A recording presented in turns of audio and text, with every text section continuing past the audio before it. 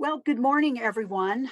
Thank you for participating in our monthly Utah Main Street Program webinar series. Today, I'm very excited to hear from the real pro in historic preservation. We've got Roger Roper with us from the State Historic Preservation Office. But before we get started, just a couple of housekeeping announcements. Number one, if you would, please mute yourself. We are recording the session. It will be placed on our webpage next week, so we'd like to have a good quality recording.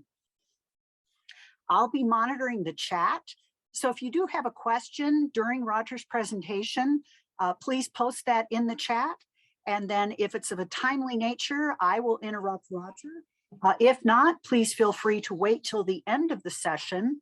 And Roger is going to set aside some time at the end for additional Q&A. So with that, let's go ahead and get started. Roger is the Deputy State Historic Preservation Officer. He works out of Sanpete County, and we're very pleased to welcome him today. Just got to give an additional shout out. The Main Street program would not be where it is today without Roger's consistent support, advice, and expertise in this arena. So we're so thankful for his expertise and his support of the program. And with that, Roger, welcome.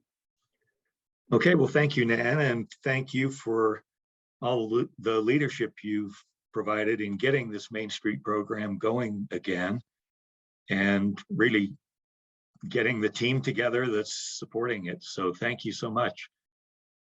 So this morning, we'll be talking about historic preservation and Main Street.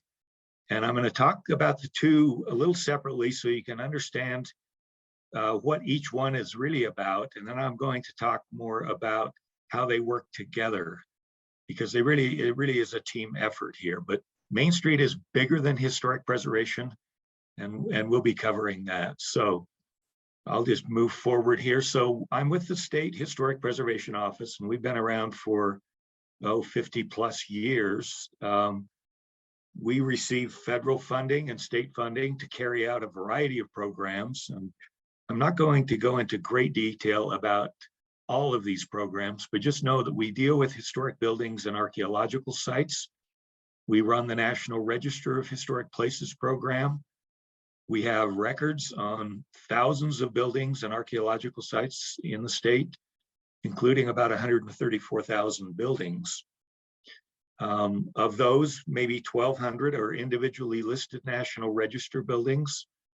And some of those are historic districts that may include 2,000 or 3,000 buildings. So all told, there's probably maybe 20,000 buildings on the National Register. And among those, we have a number of historic districts that include Main Street areas. So there's a strong intersection here between National Register designations and Main Street districts. Technical assistance, we provide advice on how to fix up old buildings to people. And we have tax credits and grant programs that can assist with that a bit. And I'll cover those a little bit more. And then a couple other things we deal with. Compliance, which is federal and state agencies that are spending public money have to make sure their projects don't inadvertently damage significant historic buildings or archaeological sites. So they work closely with us on that. So, and then the final one there on the list, Certified Local Government Program, is a big one. That is a partnership program with local governments who want to do historic preservation. And we have some grant money for them. We have 99 CLGs around the state. The program's been in operation since about 1985, and they're really a key partner, and they fit in nicely with the Main Street program. So I'm going to just talk about CLGs a little bit more. They are typically in a community, they will set up a historic preservation committee, and that's the group that kind of focuses on the historic building issues in that community. And so they have responsibility for the whole community, not just downtown, unlike Main Street, which is all about the downtown area. But they're building focused, and they go and we encourage them to follow a basic plan here, figure out what buildings you have in your town and which ones might be important. And you do that through survey. Then you move forward. Well, the Reconnaissance Survey is just kind of a windshield survey then. Intensive level survey is research on buildings. So reconnaissance, you evaluate the architectural qualities. Intensive level, you figure out the history. And through all that, you figure out which ones might be eligible for the National Register, and you try to move forward and get those designated. It's kind of a big process, the National Register. But that designation is what opens the door for incentives, tax credits, and grants. So really think of survey and National Register as filtering tools for a community to evaluate its buildings and figure out which ones are deserving of the limited preservation resources, whether it's grants, tax credits, technical assistance from our office or other places.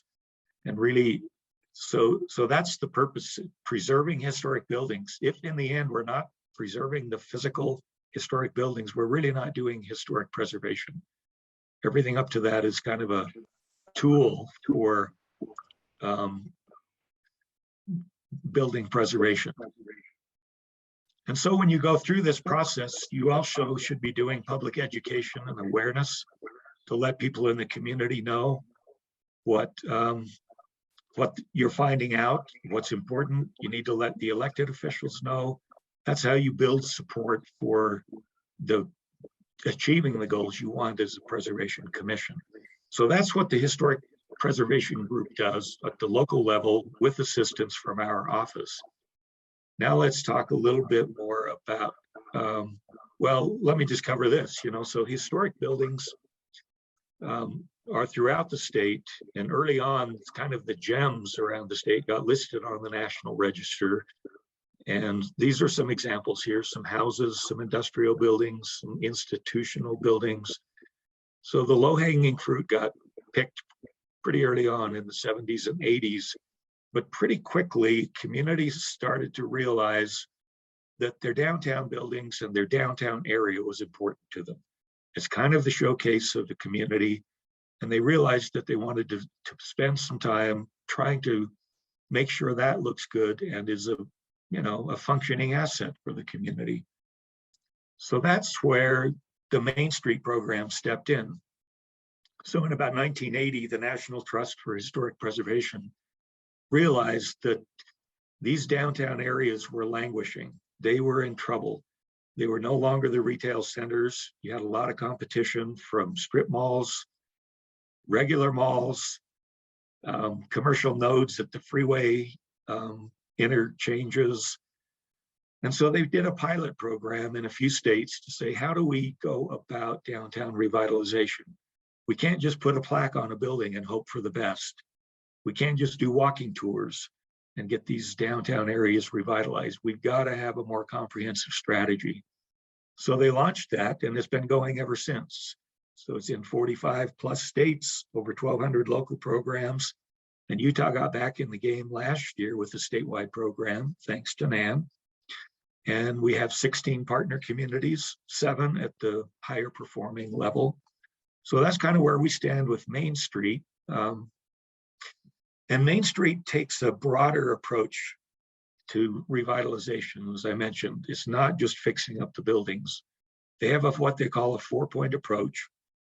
And design is one of them. And that's where historic preservation fits in. We're about the historic buildings and the historic district of your downtown. So that's the design component, but you can't just focus on that if you're a Main Street community and you want your downtown to be vibrant again. You've got to have the right people involved with your local Main Street committee. So that's where organization. You need the public-private sector folks. You need people who are just community activists. You need volunteer groups.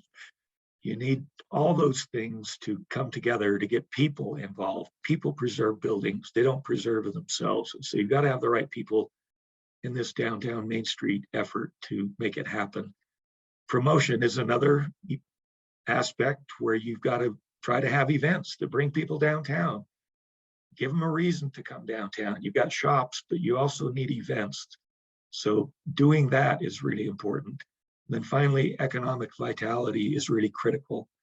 You've got to find ways to retain your existing businesses, expand those businesses, attract new businesses. Tourism is often an element of the plan there. So when you set up a local Main Street program, you've got a broader mission than historic preservation, but you've got a tighter geographic area than, say, a CLG would, the Historic Preservation Commission, that may be responsible for the whole city typically. The Main Street Committee is just about Main Street, but it's got this broader set of tools that it needs to utilize. And so usually you have 4 committees set up that are focused on those 4 points. Each committee sets some goals to try to accomplish in each year and move things forward. A part of Main Street is collecting data. How many of your business, how many commercial buildings are occupied? How many are vacant? How many underused? How many jobs do you have in the downtown area? Part-time, full-time? How much public and private investment is going into the buildings and the streetscape and everything? You know, you track all these things just to know if your Main Street efforts are accomplishing what you hope. And over time, over the course of a year, 2 years, 5 years, you can start to see the metrics. And that's where Main Street has proven successful, and why it's expanded is because they've been able to track that. So that's a very brief overview of Main Street. And now I want to talk about how these things come together. So when we talk about the design aspect of Main Street, we are talking about the buildings, and that's where the SHPO expertise comes in. The streetscape part is something we don't know quite as much about, but there are other experts, and Nan has folks, partners with the Main Street program on her team, including folks from UDOT, who understand Main Streets and how things function with pedestrians and cars, and parking and all that stuff. So when a Main Street community gets going, they try to make the downtown look better. And typical things happen. You enhance your sidewalks, you put in planter boxes, you have lighting, you have nice garbage receptacles, you have pedestrian crossings, and just doing things to make the downtown pedestrian friendly and inviting.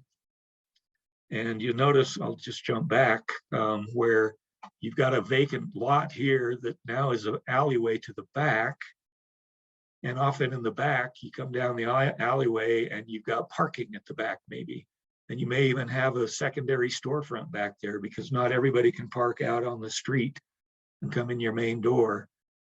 And then you'll just see some elements here on Main Street that they've gotten rid of the curbs, because they're thinking universal design. How do we make this so that it's easier for people to just get out of the car and and not have to get over a curb and deal with all of that?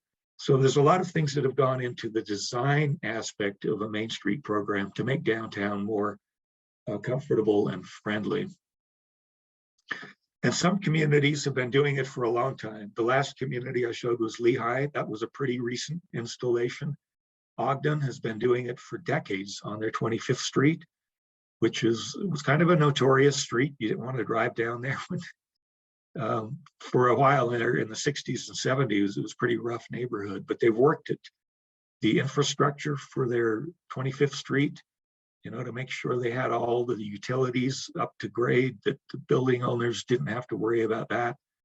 And then they had programs for the businesses and building owners to revitalize those buildings and get better businesses going in there, fill up the buildings, and really make it all work. So 25th Street's a pretty good example of sort of an advanced Main Street effort.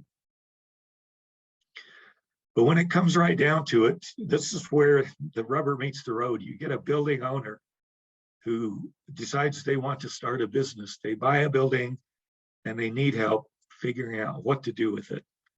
And so here's a little building in Price, and she's bought the building. She was just really excited about it, but where do you start? And what's hiding under that siding? So she pulled the siding off, and there we find the building, in the lower right. nice looking little building, traditional storefront like we would expect, transom windows, storefront, entrance here. But it also showed that the building may need a lot of work. It's a little rough around the edges. So what we try to do is meet with the building owner and talk through those things. What are the historic building features? What are the structural concerns? Is it falling down? You know, are there inherent problems with it? What are the building code issues that they may face? And keeping the weather out. Does it have a good roof? Is the water draining away from it? You know, we look at all these things with them to try to help them figure out some priorities of where to move forward. And once they start moving forward, you know, what are the appropriate techniques for dealing with masonry issues or wood, paint, all those things that go into, because you can do a lot of wrong things to your building if you just go to the local hardware store. And sometimes local contractors who build new buildings mostly may not understand some of the nuances of historic buildings.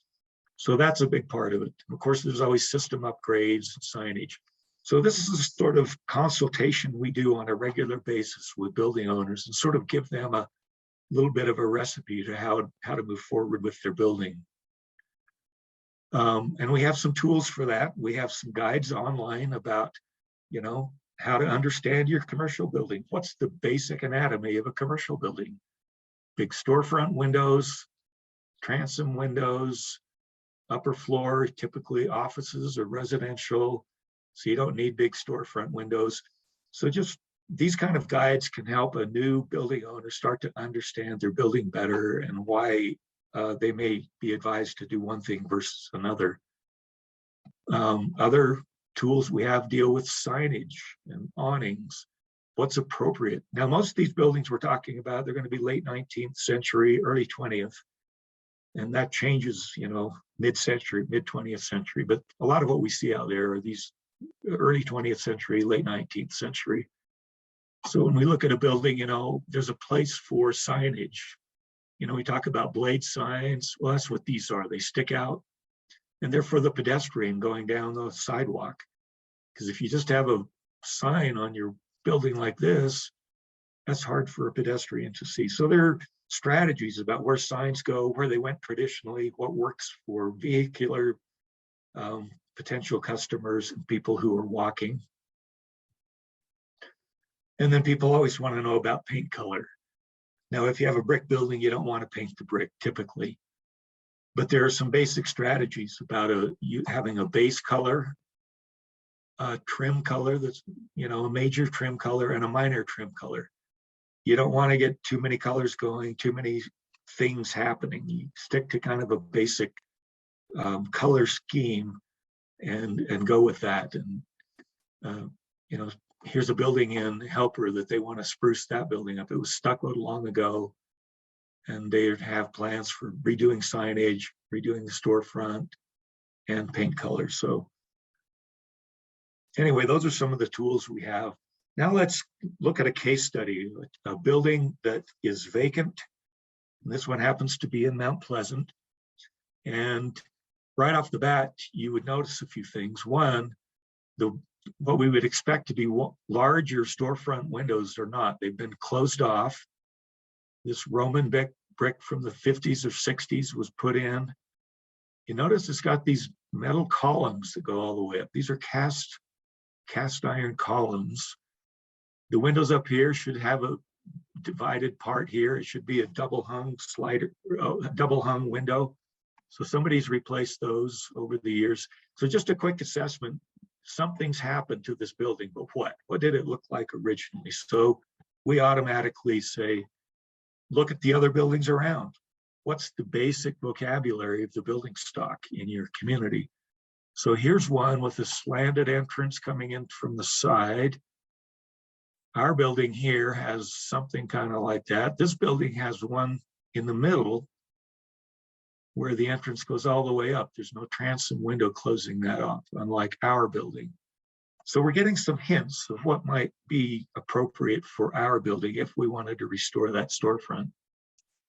Then we go for old photos, and this is a blurry one, but that's the reality.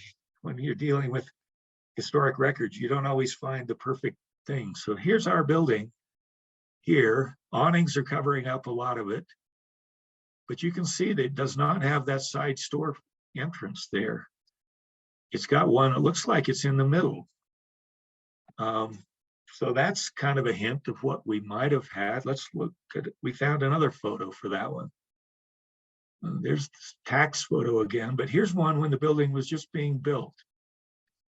There's those metal columns or something predating them before this wasn't final construction yet.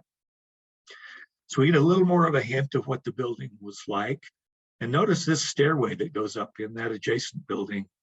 That's to get people upstairs for this building, but it also serves for this building. And that becomes a challenge if you're trying to fix up your building today and you realize that your upper floor is accessible only through your neighbor's building. You know, that presents a challenge there too. But let's keep seeing what else we can find out. Here's another photo, and again, a blurry one. This is from a newspaper article, so it's pixelated. But there's our building right there. It's got that center storefront, just like the neighboring building did. Kind of a beveled entry, recessed entry. So now we got a pretty good picture of what our building should look like if we want to rehab it. So the owner got quite excited when he found the photos and drew up some plans. And so that becomes the basis for moving forward with a building rehab. And that's where we fit in and can help advise on how to go about that. You know, some of the proportions here are a little off, so we work with them on that sort of thing. Anyway, that's a quick little case study of how we go about helping a building owner understand how to move forward with the building they want to fix up. Let's look at a few more case studies. This is a building up in Logan. Nice furniture store, it's been around a long time, 1880. This photo is probably from the 30s or so. Very traditional storefront, nice looking building. Who wouldn't want to have that for their new business? But here's what's happened to it in the 50s and 60s. They wanted to modernize it. And so they put this new storefront on, fancy new signage. It's even fancier if you see it at night. You know, the neon lights, it's really pretty snappy. You're going to appeal to a new generation of furniture buyers who may not want to go into a store that looks like where you'd find grandparent furniture. So these were done for, you know, commercial reasons, business reasons, to update your building and make it functional. So the challenge now is, if you are the building owner, what do? You want to restore the building back to its original look, or do you want to keep the kind of 50s, 60s look? And it depends, you know, why is your building significant? What's the time period of its significance? If it's early, say pre-World War II, then that's 60s storefront is not part of the significant history, perhaps. But you also want to know that this kind of treatment is what we call a slip cover. It's just metal sheets that have been slapped onto the front of that building. And more often than not, if you look under that, you know, again, what's hiding under that siding? This storefront is very likely there. So how superficial was this makeover? And if it's quite superficial, then maybe it wasn't meant to last, and maybe it's even weathering not so well. So you may have, you know, we talked through the options. What's historically appropriate? What's functional? What is it the building owner wants to do? And another thing we look at is what's going on the inside. How superficial was that makeover? Looks like it didn't go into the inside. The inside of that furniture store looks about the way you would have expected it to historically. So that's further reason to think that whatever design makeover it had in the 50s, 60s was pretty superficial. And maybe you should think of going back to the traditional look. So there's never the single answer for every property. Each one has to kind of be evaluated in the light of these kind of factors. So let's look at another case study. This is from Brigham City. Here's the Idle Isle restaurant that you can see in the upper left. And then the historic photo that shows, you know, what you would expect of a traditional little building like this: storefront windows, transom windows, an awning, an area for signage. Here they don't have it, but but what's underneath all of this? This is not just metal that's been slapped over it like the last one we looked at. This is stone that's been attached. This would be a harder reversal process. And what's underneath there anyway? Well, it did a little digging and found, this is mid-rehab, they found the transom windows were still pretty much there. The storefront was pretty intact. This had to be recreated. But importantly, on the inside, the building still had this very early 20th century feel with the booths and the general way the spaces work. Very much from early 20th century, not the 1960s or 70s that former facade had with the stone stuck on it. So they made the decision, pull that stone off, restore the facade. And this was done with a small matching facade grant from the Utah Main Street program. We gave that grant to them in 2020. And they got a grant from Brigham City as well. So that helped make that happen. So they were able to bring it back to this look here, which I think everyone would think is a vast improvement on Main Street. And this is what happens on Main Street. You fix one building up and there starts to be a ripple effect. So these are always good projects to get some things going in your downtown. Just a couple other case studies to look at here. This is a building in Ogden, the Rushmore building. This is what it looked like historically. Pretty cool building, 1890s probably. So the owner now wants to, he thinks this is pretty cool, the storefront. He likes that mid-century modern kind of look, but he likes this. So he'd like to restore this to look like that, but keep the storefront. Seems kind of reasonable, but that never existed historically. And this is where you run into some kind of picky decision-making that has to be made, because you couldn't probably get the building listed on the National Register with this storefront and this upper facade, because it never existed that way. So what do you do as a building owner? Are you stuck forever with one or the other? And which is the right choice? So that all has to be worked through. The owner could do whatever they want, but it just might mean they're not going to get the building on the National Register. They may not qualify for tax credits or grants to assist them if they don't really follow kind of the guidelines for how old buildings need to be treated. Because some people would say this represents an important phase of Ogden's retail development where they were trying to modernize. And they were competing with malls and other things. And so isn't this a valid part of the history of Ogden almost as much as this is? There's no, again, single answer, but these are issues we have to work through. Here's another building. This is a very nice bank building down in Springville. Just what you would hope in a bank: sturdy, solid, dignified. Probably turn of the century, 1890s era. But this is what happened in the 1950s. Same building, but very different architectural aesthetic was used to modernize this building. And this is not a superficial makeover. This was a very thorough makeover. The windows stayed pretty much in the same kind of alignment. The tower's gone, stone covered over. This was, I think, very much architect designed. The interior probably reflects that. We've got a total building essentially from the 1950s that probably can't be reversed, nor should it be. This represents something in the changing architectural fashion and also the banking industry at the time. So this is one where we'd say, keep what you have. You're never going to get it back. And that's just the way it is. And, and this kind of design is, I think, growing in favor. 20, 30 years ago, nobody thought this was very much, not an improvement at all over that. They thought it was an abomination maybe, but not anymore. We're starting to appreciate that mid-century architecture more. Here's one in Morgan, another bank building. And you can see, here's a newspaper article that came out when they were going to remodel it, about how this old building was really meant to last. But you know what? We're going to make it over. And this is what they did. I think they expanded the storefront. It was probably only half of this. But in any case, they put new brick on it. They added this kind of Art Deco kind of look. And there you have it. So, and it's been about the same from when this would be maybe 1960s to today.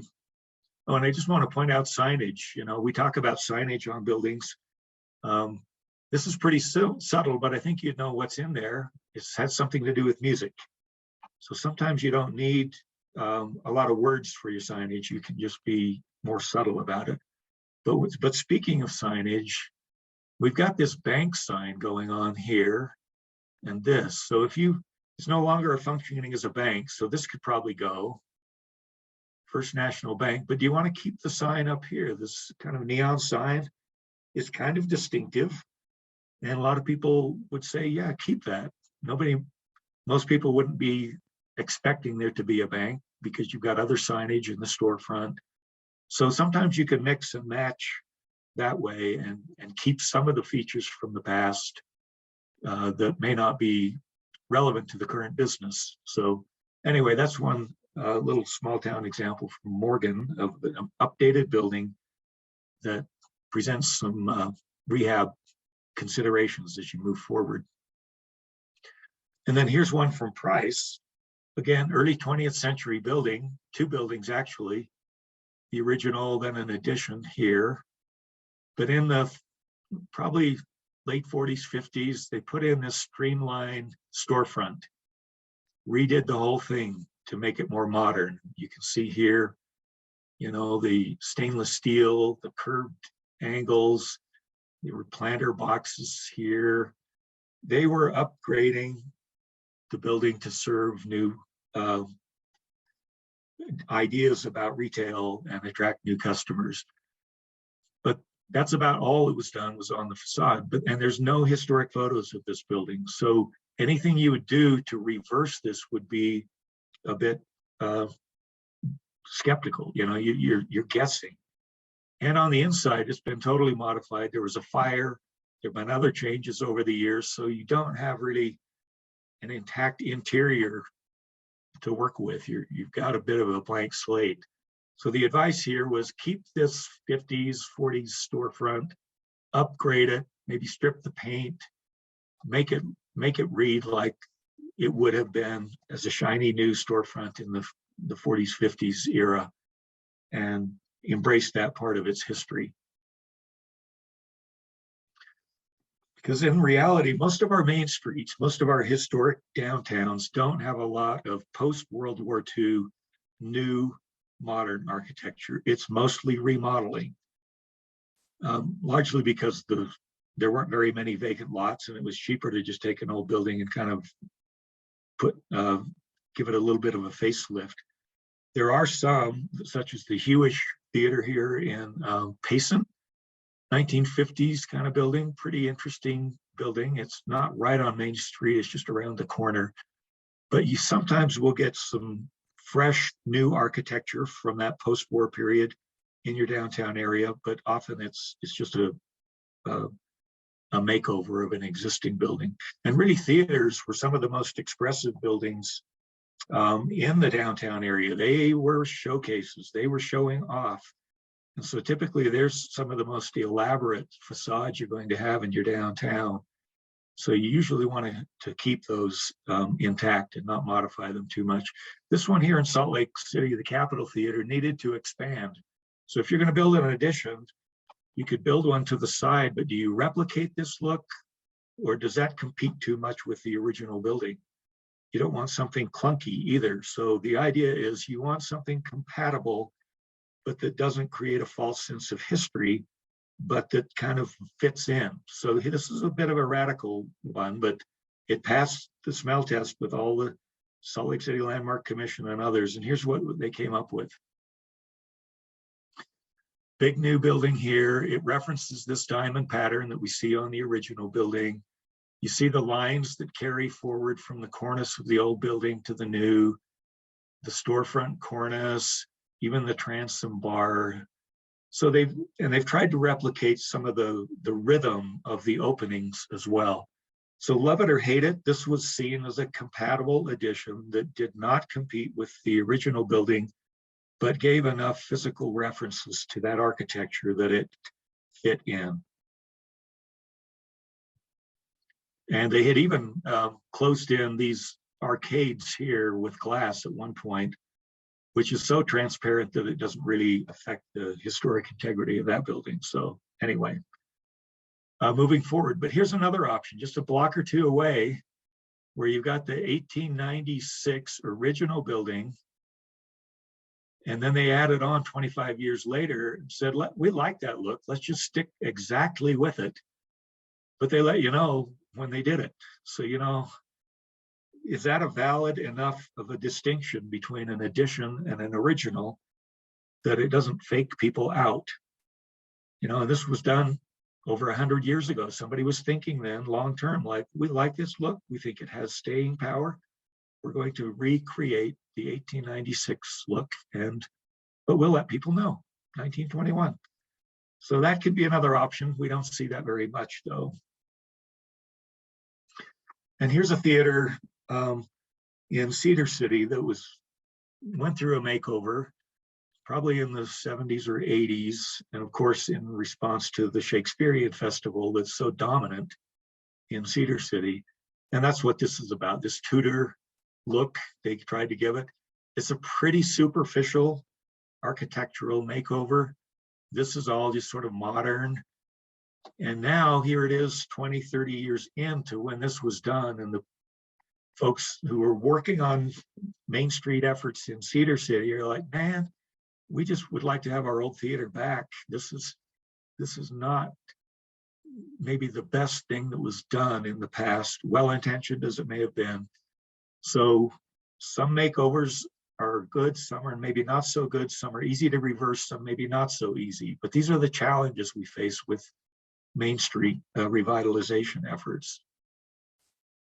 So those are some of the case studies and the kind of things we deal with from the State Historic Preservation Office when it comes to old buildings on Main Street and how we would advise people to go about some of this stuff.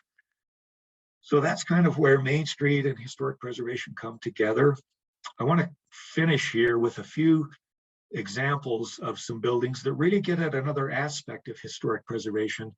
And that's kind of the heartbeat elements, you know, the things that are not so much architectural, but they're about the people and the history of the community and what these buildings contributed to their community beyond just the architecture, because that's part of what the National Register is about. That's part of what historic preservation is about. It's preserving those contributions from the past that are valuable. Some are aesthetic and architectural, and others are based on history.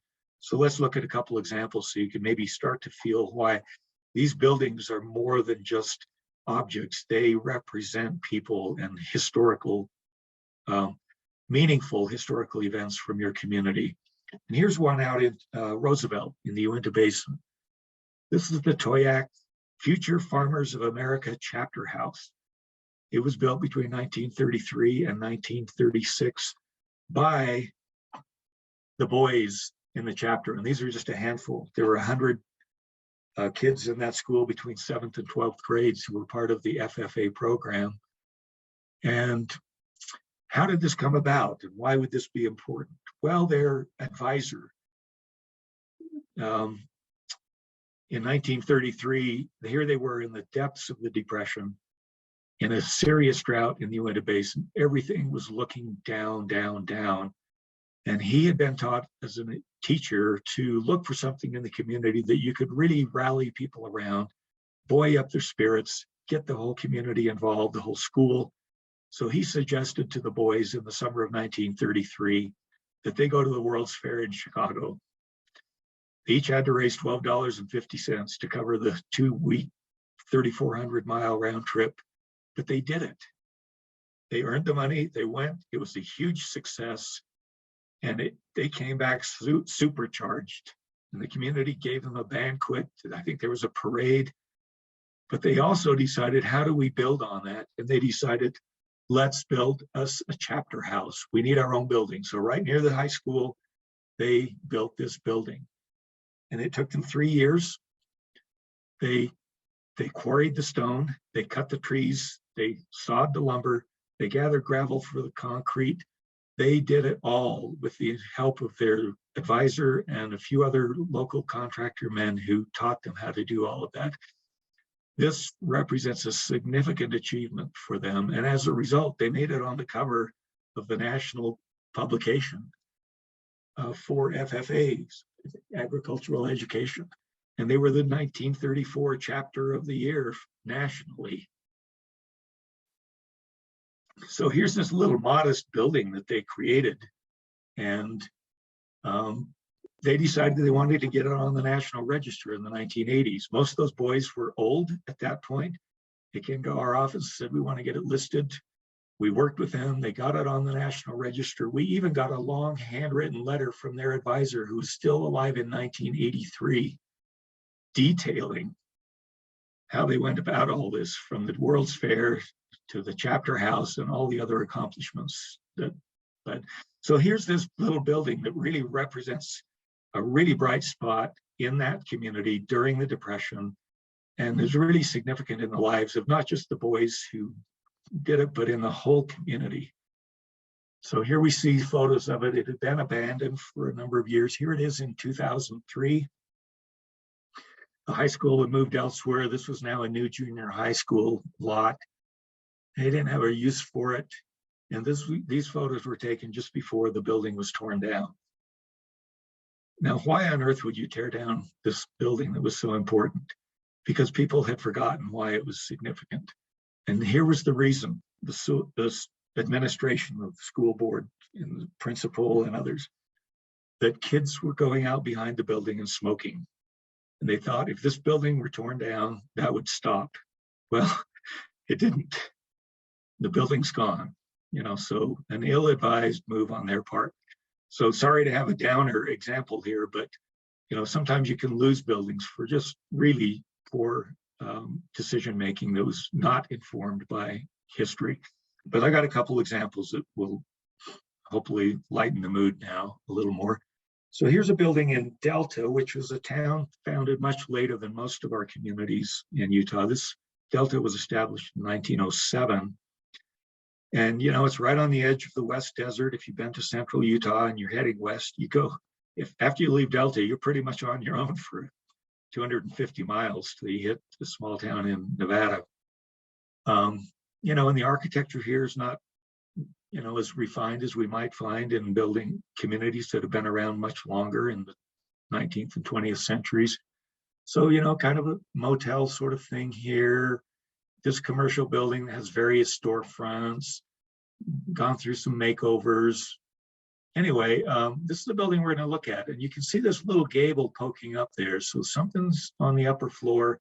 They've got some kind of gable roof. Let's see what's going on. So you go in one of these doors, go up to the upper floor, and this is what you see. So this is Van's Hall. It was a dance hall created by a guy named Billy Van Devanter, or Billy Van.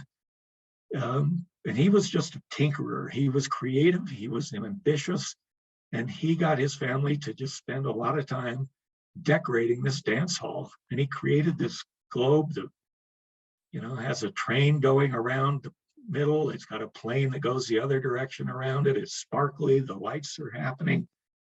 And, you get the bandstand over here. I mean, this is a really cool place. And this is just how it looks today. I mean, it's got some leaks. You can see the water stain here. But this is the building. It's this marvelous creation that says so much about not just Billy Van, but the community at the time. And this was a happening place for at least 3 decades, from the 30s through the 50s. Billy Van was not LDS, but he decorated the building with motifs. Here's the Salt Lake Temple. And when you go down the stairs, there's these little light sconce things that are Angel Moroni blowing his trumpet. So he wove these things in to the design. And this, this is where you can check your coat, maybe your shoes. I don't know what they required in terms of the dance floor, whether you had to wear special shoes, and then you have these clerestory windows up top. So this is where that gable roof would be over this section. And then the light comes in from the sides and really provides a really interesting space up there. And just more details. He had puppet shows going on, these fireplaces, the mastiff, a lion, eagle on a trapeze. I mean, all this stuff. And it was mechanically operable too. So here's this building that's got this history that nobody else would know about. And that's what's great about historic preservation. You can take a building that doesn't look like much on the inside or on the outside, but the story behind it and maybe what's going on behind that facade is really quite important and pride of the community. So that's Vance Hall in Delta. And I have just one more I want to show you, then we'll get to hopefully some questions. Here's a little blacksmith shop up in Eden, which is near Huntsville in the Ogden Valley.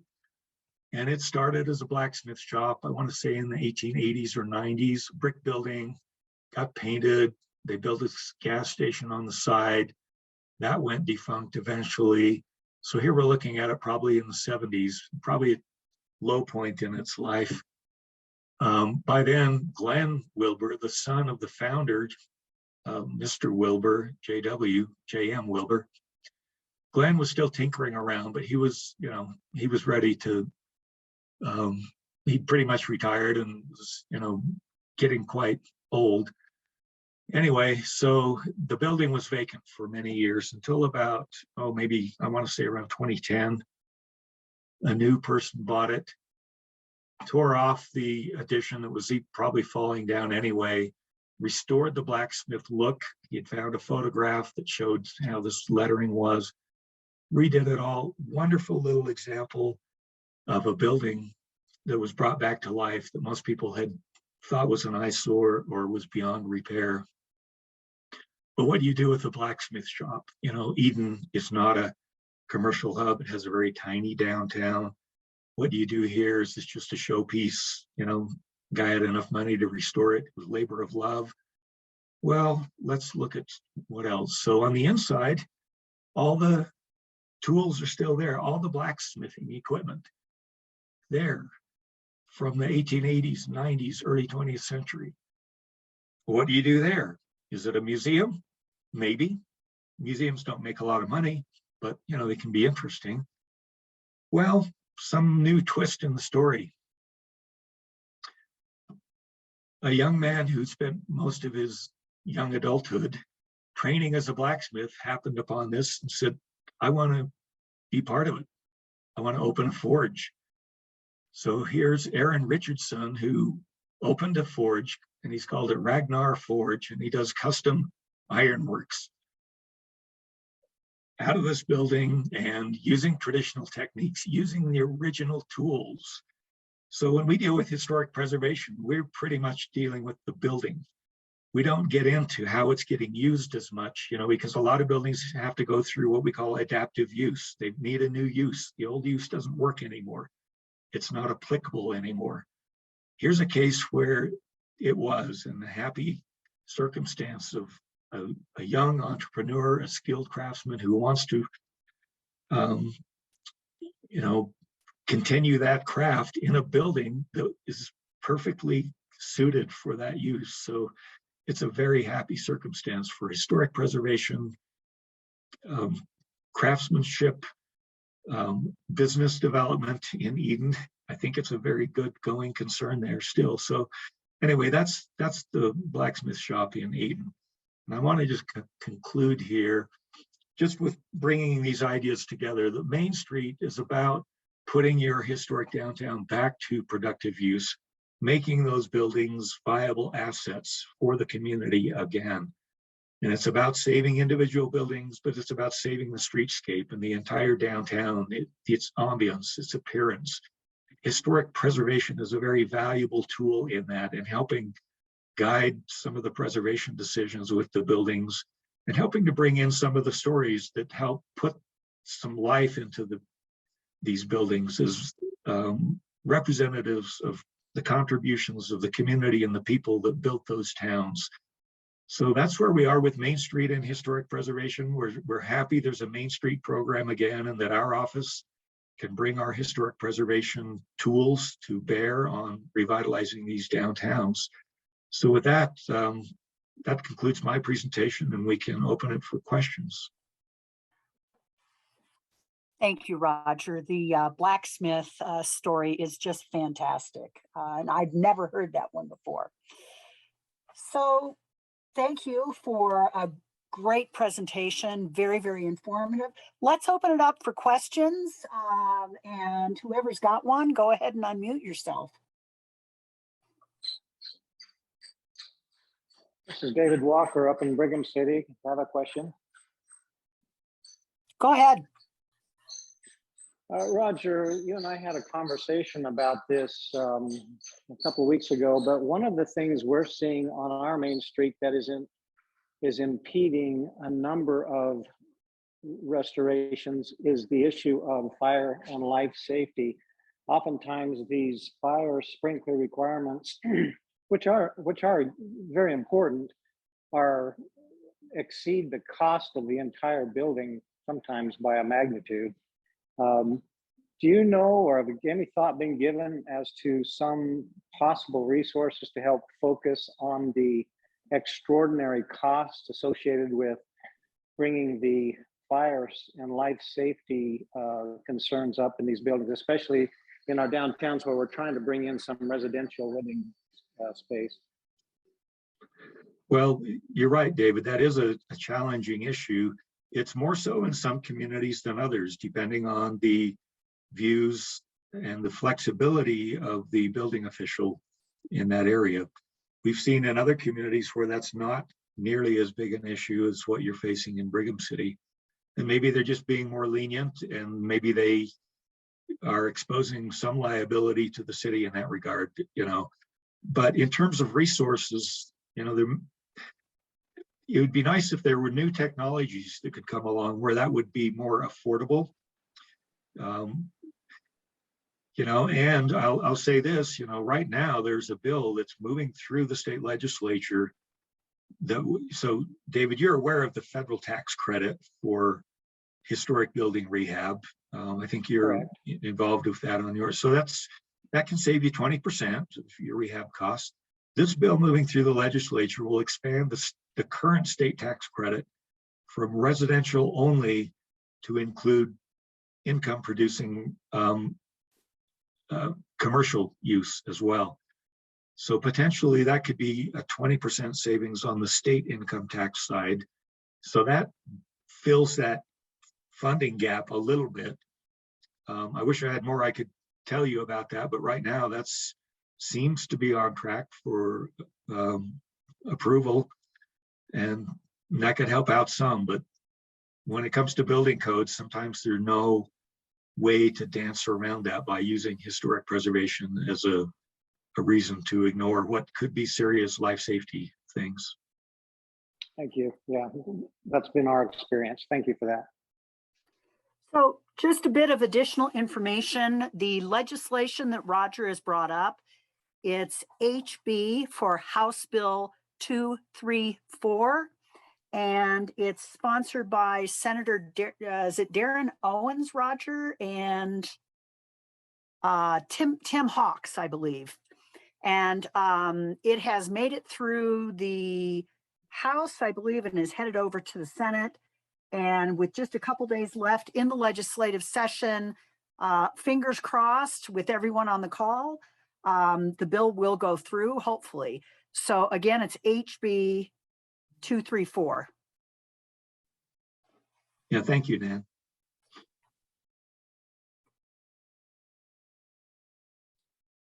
Roger, I've got a question. So, yeah. and I loved hearing these stories and these examples. I thought that was a really great way to see some successes, and then just what could happen if something gets torn down, and it's so sad. You know, what's the best way, you know, who do we get in touch with primarily to come and have you do a visit with a property owner who wants to do a consultation, right? What's the best way to coordinate that and connect those dots? Is that Well, or yeah, good question, Jared. So we've had an architect on our staff since the late 1980s. Until this last summer, the architect we had took I think probably a better paying job with the private sector. So, but we just hired an architect again. He'll be joining our staff in a couple of weeks. And so typically that's who would be the point person. But you could get in touch with any of us. You could get in touch with me, Lena, who handles our certified local government program, and we can work out those. So what's happened in the past that was always effective is what we called building doctor visits, where we would ask you to set up 2 or 3 or 4 or 5 building owners that we could spend a half an hour with and just talk through some issues with them and essentially give them a prescription for moving forward on some simple priority issues for their building. Because they're probably not going to invest in an architect and an engineer to come up with expensive, complicated things. Sometimes they just need to know, here should be your priorities. Here's some simple things you could do to just get started. And things like the CLG grant can be used to hire as an engineer or an architect who can be on call essentially for any of your building owners. If they need more expertise than what we can provide with our one architect, then you could have somebody you could have access to that expertise using our grant funds. Well, I'm excited to work with you guys for the Main Street program and in a couple weeks here. I think there's a lot of property owners here in our historic downtown that could really use a consultation. And so I'm excited to kind of start connecting those. Thank you. Well, and we're excited to have Tooele become one of those 7 higher tier Main Street communities. This is great for us. We've been hoping some things would start to develop there. And so thanks for your leadership in helping pull that together. Roger, this Yes. is Rachel. This is Rachel Moreau from Historic Murray First Foundation. You may know a little bit about the struggles that we've had. We still have our historic downtown, but it's very embattled. There's a lot of people that want it, have their eyes on it, want to do different things, tearing it down. So the situation we're in, I'm wondering, is there any way that we could get you to come to get on the schedule at our city council meetings and present this to our elected officials? Because I could try to do this, but there's no way I could present this as brilliantly as you did. Well, we've done some of that in the past, and sometimes that takes and sometimes it doesn't. Sometimes bringing someone in from the outside can be helpful. Other times it can, generate some resentment. It's like, who are these people? They don't understand our real issues here. They show up and they give us, the same advice they would give any other community. So we like to customize that as much as we can. Are there some things you can do? Are there any projects that can move forward that you can use as case studies to help educate those decision makers about why some of this can work? And we're happy to come along and talk about parts of it, but sometimes it works better on a case-by-case basis. Okay. We've met a few times, at least in the last few years, with the staff and elected officials there in Murray. And you're facing some issues there that a lot of communities don't face, with being straddling State Street, which is industrial strength throughway. Yeah. In terms of traffic volume and the width of the street, all of that. So let's look for some wins that could happen. You have some property owners who are inclined toward this. Can we work with them and use that as a way to get a little traction? At the same time, try to plant the big pictures idea. But generally, do have new leadership in, and I have been laying groundwork with them. And I do think that they would listen. So I don't think there's the antagonistic, situation that there was maybe last year if Yeah. you're in contact. So I'll reach out to you privately and see about setting something up to get these ideas in front, because there's a huge communication gap. And I think that that's probably symptomatic of a lot of our problems as preservationists. But I feel like the way this was presented in the examples, being local examples to Utah, would go a long way with our elected officials. And we'd be happy to do whatever we can, but the main thing I think you should do is get in touch with Nan and get on track to apply to become a partner community within the Main Street program. I think, Nan, you're opening that up again, an application, I think you were saying in May, perhaps, for new communities to come on board. Because that's the network you really want to be tied into, because then you have access to not just historic preservation folks that we have in our office, but the people that can help you with those other the other three aspects of Main Street that all are needed to make things happen. For sure. Thank you so much. It was a great presentation. Thank you. Roger. Yeah. This is Paul Larson, Brigham City. Just quickly, the bill that Nan referenced, the tax credit bill, is actually Senate Bill 34, 234. And it got approved, I think the vote was 26-1 in the Senate. It's in the House Rules Committee right now. So if anybody has legislators in your districts that are members of the House Rules Committee, contact them to get it out of rules and onto the floor. That we're into the process. I mean, Friday's the last day of the session, so it'll have to move quickly. Okay, thanks for that, Paul. I know you've got your finger on the pulse of everything happening at the legislature, which is great. So thanks for the tip. Yeah, thanks for that correction. SB, Senate Bill 234. I wanted to check in with Kelsey from Preservation Utah. Kelsey, are you still on? You may want to do a quick little overview of your RLF and some of the other resources that Preservation Utah provides. Yeah, I'd be happy to. Hi, everybody. My name is Kelsey Moss, and I work at Preservation Utah.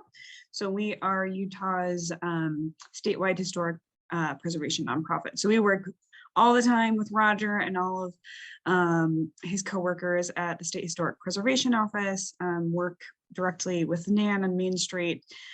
So we're a great resource as well. We have some direct resources, and a lot of times we know the people too, so we can connect you to the right folks along the way. So two main resources, and I put these in the chat, and anyone is more than welcome to email me. My email is kelsey@preservationutah.org.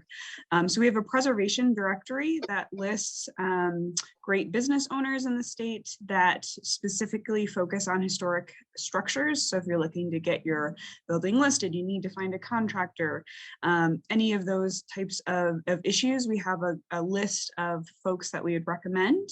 And then the other one is our revolving loan fund. So we have a low interest loan fund that is specific for historic properties. And what's nice about it is it's revolving. It goes back into the community as soon as those funds come back in. And it's half the prime interest rate. It's a 20-year payment rate, and then it's a balloon payment at the end of 5 years. I put links in the chat again that have more details. I am more than happy to answer much more in-depth questions about that. That's kind of a very quick overview. But yeah, we're also another great resource to reach out to, especially from an advocacy point of view, if you're wanting to do outreach to figure out how you can tell your story and find the support that you need. I would highly recommend reaching out to us, and we can try and help you with that. So yeah, a lot of information in a short amount of time, but so glad to see all of you on the call today. Well, Kelsey, thank you. And I apologize that I wasn't able to talk more about all the great work you do, but for the sake of the presentation and sort of focus, I focused on the SHPO programs, but you guys have been around longer than we have. You go back to the 1965, 1966, and do so much and fill in a lot of gaps where we as a government agency can't get involved in some of those things. So I think we have a really great partnership, and we really respect and need all the things you bring to the table that we don't. So thank you. Yeah, it's good partnership all around. So definitely make sure you're reaching out to one, if not both of us, for any of your projects. And we're gonna do our best to get you into a good place. Yeah, and we talk all the time, so there's very few secrets. So. There's no secrets in government. Well, thank you all. This has been really fantastic. And last call for questions. Let me just double check the chat. Got a few folks that we'll all be following up with, which is fantastic. Again, last call for questions. We will have this webinar next month. I believe it will be April 6th. I have yet to confirm the topics, so stay tuned, and we'll of course do an email blast with that information. Oh, and I also completely forgot to mention, just doing a plug with our partnership with SHPO, we will be doing a preservation conference on April 29th. That link is also in the chat. I just forgot to mention that out loud. So great way to connect with people, to brainstorm. So we'd love to see you there, and I can answer any questions about that. Sorry to interrupt, but one last thing to plug. No, that's great. And I'm hoping that we'll have a good representation from our Main Street communities at the conference. So with that, again, Roger, thank you for a great presentation. Thank you all for taking time out of your day to learn about the Main Street program and historic preservation. And with that, have a great rest of your day.